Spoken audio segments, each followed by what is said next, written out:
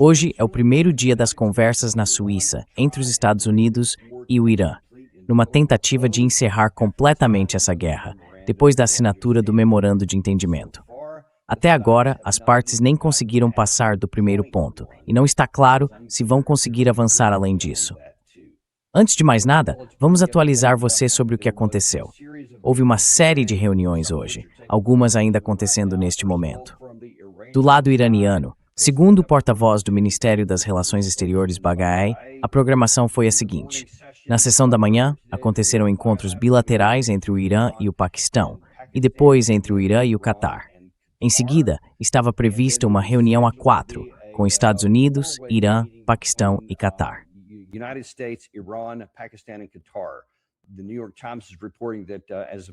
O jornal The New York Times está informando que, há mais ou menos uma hora, por algum motivo, a reunião foi apenas trilateral. O Paquistão não participou. Não está claro, e nem foi explicado, o porquê disso. O plano original era uma reunião a 4, mas acabou sendo só entre 3, porque o Irã teve um encontro separado com o Paquistão. O vice-presidente Vance, que também está lá no local, se reuniu com o primeiro-ministro do Paquistão, Sharif. Então, ainda não se sabe por quê. Pelo menos de acordo com as informações mais recentes, a reunião foi apenas entre 3 países. Vamos ter que descobrir o motivo. Tanto o Paquistão quanto o Catar estão tentando atuar como mediadores entre os dois lados. E um dos pontos principais que o porta-voz do Ministério das Relações Exteriores, Baghai, destacou foi o seguinte. Ele disse, primeiro de tudo, olha, essa vai ser uma reunião de apenas um dia.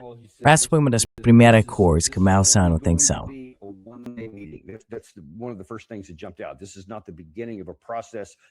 Isso aqui não é o começo de um processo, pelo menos dentro dos limites desse encontro específico. Mas claro, trata-se de um processo de 60 dias. Só que eles disseram que essa seria uma reunião de um dia apenas. Você deve lembrar que ontem o lado iraniano divulgou, nas agências de notícias deles, que nem estavam discutindo todas as outras questões que precisam acompanhar o tema nuclear, ou qualquer outro ponto que estava no memorando de entendimento, se não conseguirem avançar no primeiro item. Foi isso que eles disseram ontem. Agora, hoje de manhã, antes de acontecer a segunda reunião, quando começou o encontro trilateral, o porta-voz do Ministério das Relações Exteriores, Baghai, explicou o que eles não pretendiam fazer e o que, segundo o lado iraniano, seria necessário em termos tecnológicos para chegar além do ponto número 2.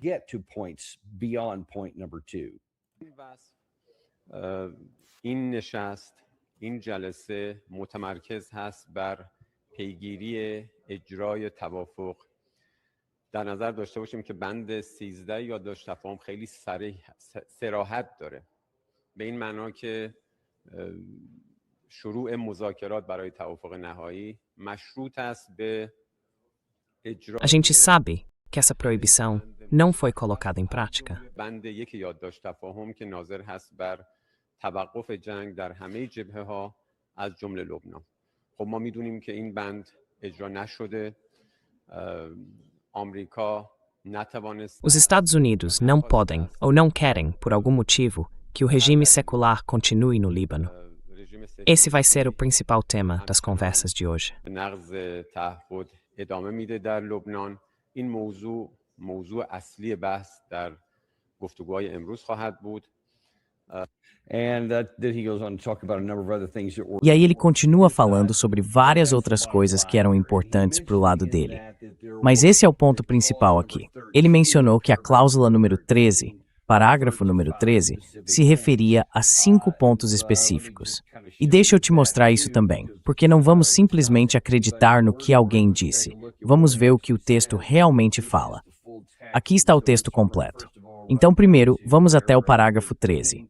E, de fato, está escrito que, depois de assinar o CMOU, sujeito ao início da implementação dos parágrafos 1, 4, 5, 10 e 11 desse CMOU, e a continuidade da implementação dessas medidas, a República Islâmica do Irã e os Estados Unidos vão começar as negociações para o acordo final. Então, isso basicamente confirma o que ele disse.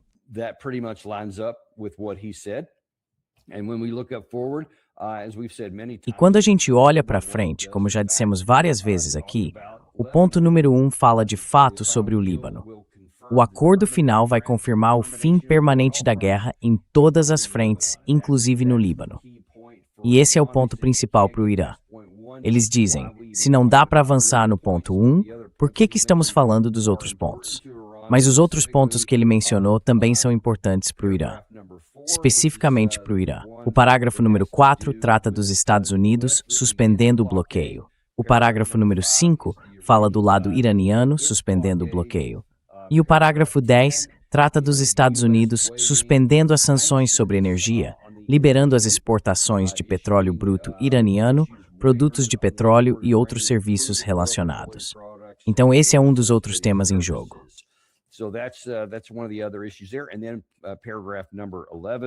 E aí vem o parágrafo número 11, que fala sobre os fundos congelados, ou fundos restritos, como foram chamados aqui.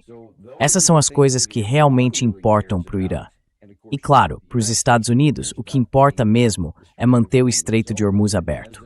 E até esta manhã, tanto o Marine Traffic quanto a HFI Research estavam informando que desde que a Guarda Revolucionária Iraniana anunciou ontem que estava fechando o estreito, apesar das declarações do Comando Central dos Estados Unidos dizendo que ele continua aberto, fontes independentes afirmam que na prática não tem havido muito movimento.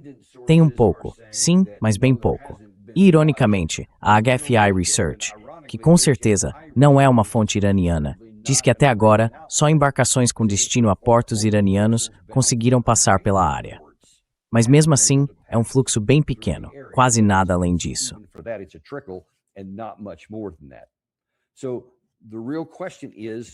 Então a grande questão é, para onde a gente vai agora? O que é que vai sair dessa conversa aqui? Porque o problema continua sendo o conflito entre o Líbano e Israel. Pelo menos até o momento em que a gente está gravando isso, no meio do dia, no domingo, não houve novos confrontos. Mas claro, ontem houve. Teve gente morta dos dois lados. Eu vi um relato dizendo que pode ter havido troca de tiros de tanque, mas aparentemente foi algo bem pequeno, em alguma área do sul do Líbano. No geral, pelo menos até agora, nesse dia não teve mais nada. A ausência de fogo é algo positivo, mas também não significa muita coisa, porque a pergunta que fica é, será que vai haver um acordo para encerrar os combates?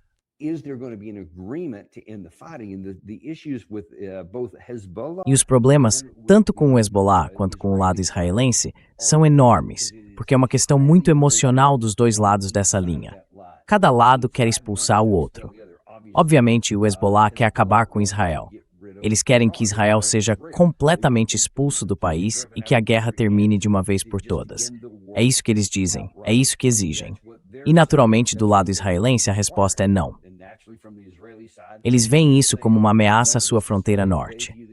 Dizem que do ponto de vista de Israel, quem sempre iniciou os confrontos foi o Hezbollah. E claro, eles veem o grupo como um representante de Teherã. Então, para eles, é tudo a mesma coisa, é uma única ameaça. E por isso dizem, vamos garantir isso fisicamente.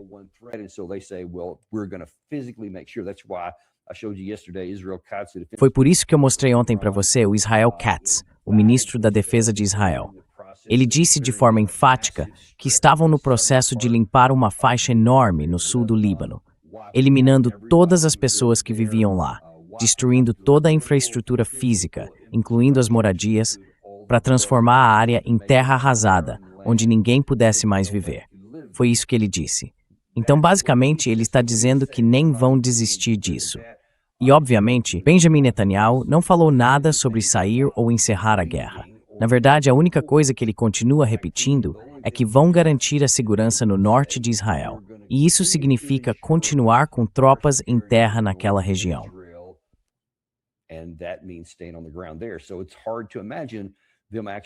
Então é difícil imaginar que eles realmente se retirem. Mas do lado iraniano, a questão é quem vai aguentar mais tempo e o que mais pode acontecer com esses mediadores. Porque acredite, Catar, Arábia Saudita, Kuwait, Emirados Árabes Unidos, Bahrein, todos esses países querem muito que essa guerra acabe, porque precisam desesperadamente que o Estreito de Hormuz continue aberto. Agora lembre-se, não se trata só da situação global, por mais crítica que ela seja, e de como isso afeta diretamente a segurança nacional dos Estados Unidos. Para os países do Golfo, isso é extremamente importante, porque desde que a guerra começou, lá em fevereiro, eles perderam a principal fonte de receita. E ainda tem a questão da infraestrutura do petróleo, até dentro desses próprios países.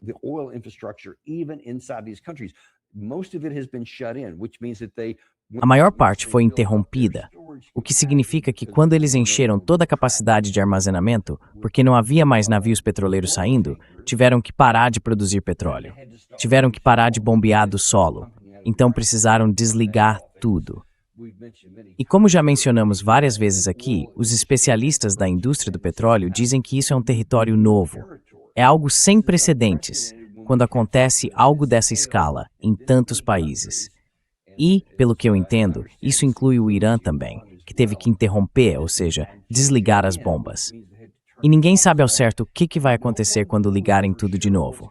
Talvez tudo funcione bem, eles religuem as bombas, voltem a bombear, tudo volte a andar normalmente e o petróleo volte a fluir.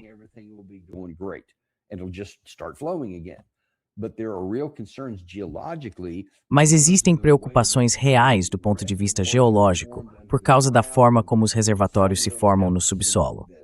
Alguns deles, por causa da pressão que sofreram, funcionam de um jeito que normalmente impede a entrada de água. Quando o fluxo é interrompido, há o risco de a água voltar a infiltrar, e isso pode causar muitos problemas, tanto com as bombas quanto com a mistura de óleo e água, que depois precisa ser separada. E talvez ainda sejam necessárias várias outras etapas. Se isso vai ser religado em algum momento, a gente não sabe. Essa é uma das grandes dúvidas que temos. Além disso, como já mencionamos várias vezes, ainda estamos tentando lidar com todos esses petroleiros VLCC vazios, que agora estão espalhados pelos 4 cantos do mundo. Como é que tudo isso vai ser reativado e colocado de volta em operação?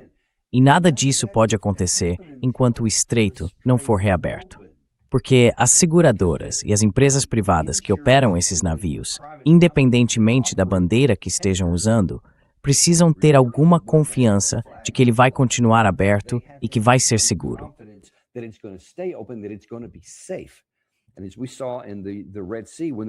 E como a gente viu no Mar Vermelho, quando teve toda aquela confusão com os Houthis, e acho que voltando até para 2024, levou vários meses para os seguradores e para as empresas civis que operavam ali se sentirem confiantes o bastante para voltar a movimentar produtos por aquela rota.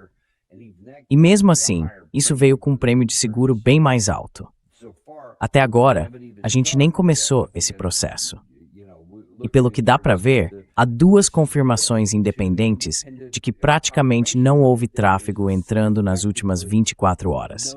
Então, a gente ainda nem começou esse processo. E é por isso que eu acho que tanto o Catar quanto o Paquistão estão muito interessados em resolver isso logo. O Paquistão, por motivos diferentes. Mas todo mundo quer encerrar essa situação. O problema é que ainda não conseguimos.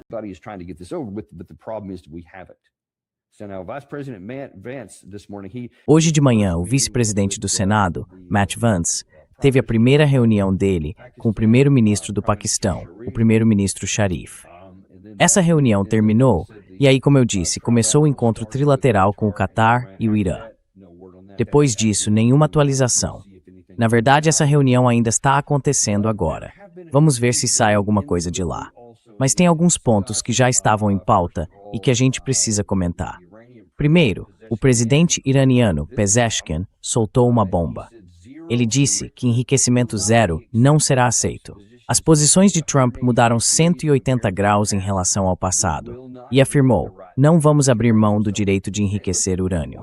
Ele disse o seguinte: quando passarmos, como ele chamou, pelos 5 parágrafos que tratam das questões realmente importantes, o Líbano, o bloqueio dos Estados Unidos, o bloqueio do urânio, o fim das sanções e a liberação dos fundos congelados.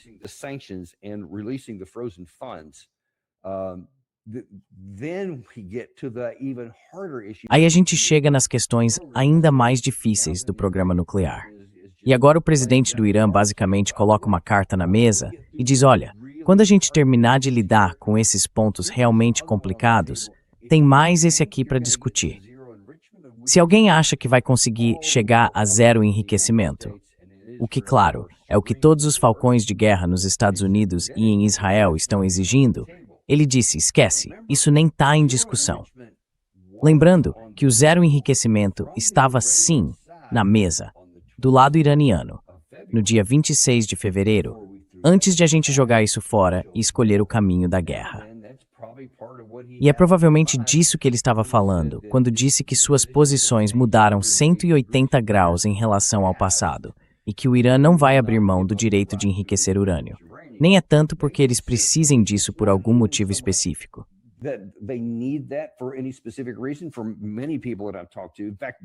Para muita gente com quem eu conversei, na verdade, literalmente todo mundo com quem eu falei que é iraniano ou entende a posição do Irã, e até pelo que eles dizem publicamente, nem precisa interpretar. Eles veem isso como uma questão de direito nacional e de soberania. Eles dizem, somos signatários do Tratado de Não Proliferação Nuclear, o TNP, e portanto é nosso direito soberano. Assinamos um tratado que nos permite fazer o enriquecimento e nós vamos fazer o enriquecimento. Agora, há espaço para negociação, até segundo o próprio lado iraniano, sobre o quanto. E o último número que eu vi que eles estavam dispostos a considerar era 3,67%, que é o mesmo do acordo original de 2015, o acordo do governo Obama. E claro, né, o presidente Trump já fica irritado só de ouvir esse nome.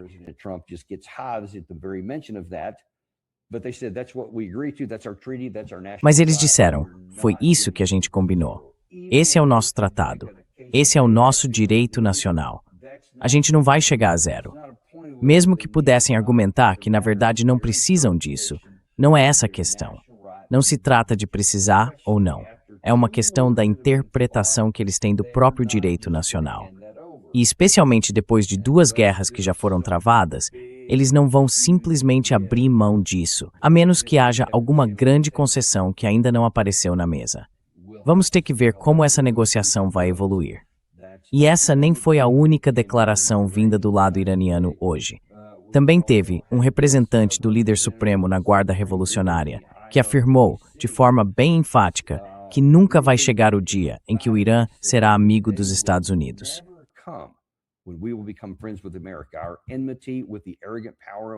Nossa inimizade com o poder arrogante nunca vai acabar.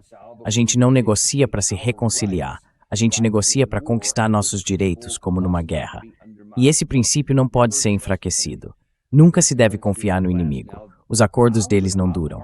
Agora, o que eu estou dizendo é que essa mensagem não é tanto para os Estados Unidos, nem para o Catar, nem para o Paquistão, nem mesmo para Israel. Esses são alvos secundários. Acho que o foco principal é nas equipes de negociação deles. E também no Raisi, no Arakshi, no Galibaf. É como se dissesse, olha, prestem atenção, porque tem havido muita controvérsia, até no próprio nível do líder supremo. Lembrem que ele chegou a publicar uma declaração dizendo que apoiava isso, mesmo contra o próprio julgamento dele.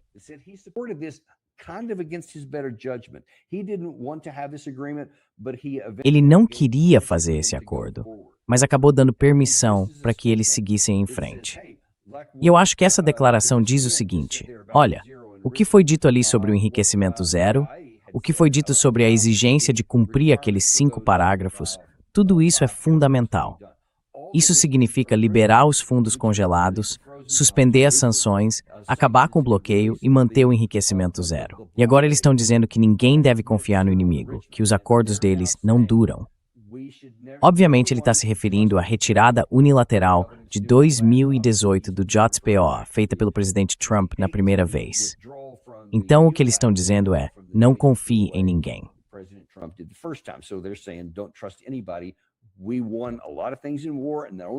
A gente conquistou muita coisa na guerra, e o único motivo de eles terem vantagem agora é porque conseguiram vencer naquele conflito. E quanto ao resultado, a verdade é que a gente não conseguiu forçá-los a ceder aos nossos interesses, mesmo com todo o poder de fogo que tínhamos. Já falamos disso umas 100 vezes. É isso mesmo.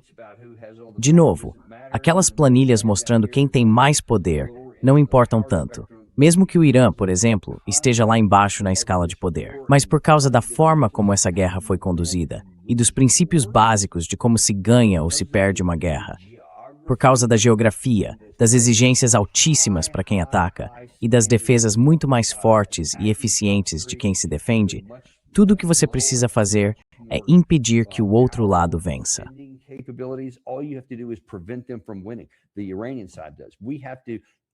O lado iraniano, sim. A gente precisa superar todas as montanhas deles, todas as instalações subterrâneas, todos os drones, mísseis, a guarda revolucionária, tudo isso. Então o que ele está dizendo é que o que eles conquistaram na guerra não vão entregar numa negociação.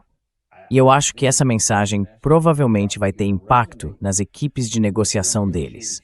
E é isso que a gente tem visto até agora. Acho que é por isso que eles disseram ontem, antes mesmo de começar, que se não conseguirem passar do primeiro ponto, não faz sentido discutir os outros 5. E também não faz sentido falar dos 14 pontos que fazem parte desse acordo. E depois, quando disseram de manhã aqui que isso seria só um acordo de um dia, ficou claro que eles não têm expectativa nenhuma. Não vai haver nenhum tipo de avanço.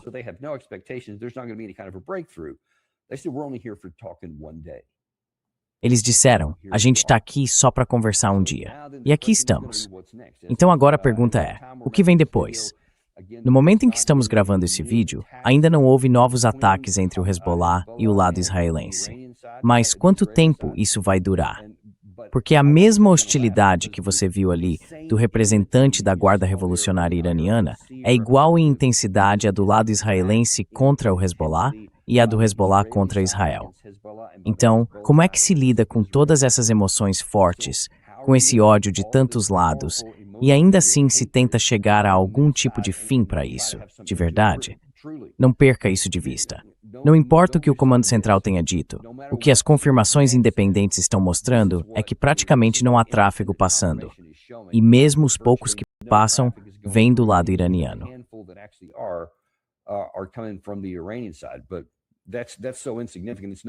Mas isso é tão insignificante que nem chega a ser uma questão de verdade. Na prática, o Estreito de Hormuz está fechado. E isso quer dizer que todos esses problemas de que a gente vem falando há meses continuam na mesa, continuam se acumulando, continuam piorando. Enquanto o fluxo total não for restabelecido, nada disso vai fazer diferença. E olha, como muitos especialistas que já trouxemos aqui no programa e outros que você pode facilmente encontrar online, vêm dizendo, mesmo quando houver de fato uma liberação completa, tanto do bloqueio dos Estados Unidos quanto do fechamento iraniano, ainda assim vai levar bastante tempo para tudo se normalizar, provavelmente até o outono.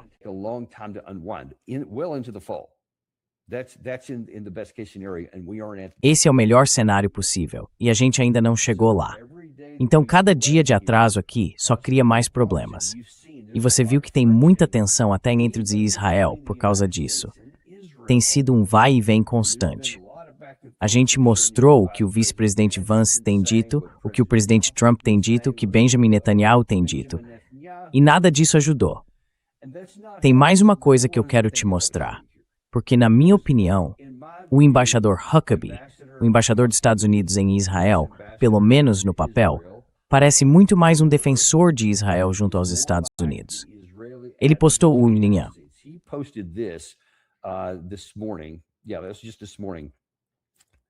Sim, isso foi só hoje de manhã.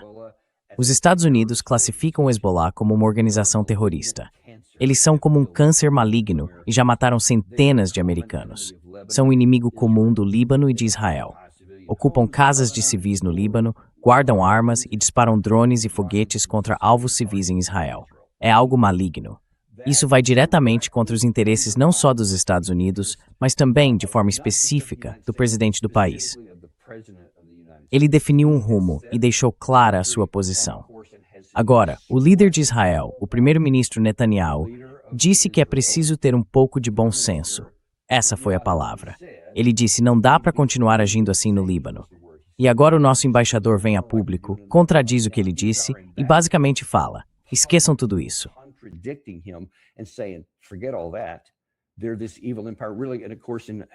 Eles são esse império do mal, de verdade. E claro, ele só fala do que o lado do Hezbollah fez, e nada sobre o que provocou esses ataques ou por que eles acontecem. Porque é verdade que eles fizeram muitas dessas coisas. E também é verdade que eles ocupam casas e tudo mais numa posição defensiva. Mas ele nunca explica por que estão se defendendo, nem de quem estão se defendendo. Então, quando ele fala isso, ele entra em contradição direta com as políticas dos Estados Unidos. E por isso deveria ser demitido hoje mesmo. Ele não devia nem poder aparecer para trabalhar na segunda de manhã, porque está minando o que o presidente Trump está tentando fazer. Isso impede diretamente que a gente chegue ao fim da guerra. O embaixador americano talvez seja um dos mais importantes, mas, nesse caso, ele é um obstáculo para a gente conseguir encerrar isso.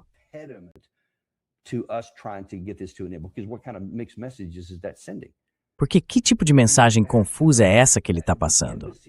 O embaixador, a embaixada, deveriam representar os interesses dos Estados Unidos no país de destino, seja qual for, e não minar esses interesses.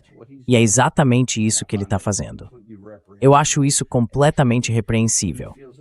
E, sinceramente, se ele pensa assim, deveria ser embaixador de Israel em algum lugar. Mas ele definitivamente não é um embaixador americano junto a Israel. Na minha opinião, ele está enfraquecendo o próprio país, e eu acho isso inaceitável. É isso que temos para hoje, pessoal. Muito obrigado. Espero ver vocês na próxima edição do Daniel Davis Deep Dive.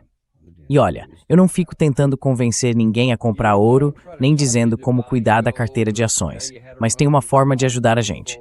Se inscreve, clica no botão de curtir e compartilha com alguém que você gosta.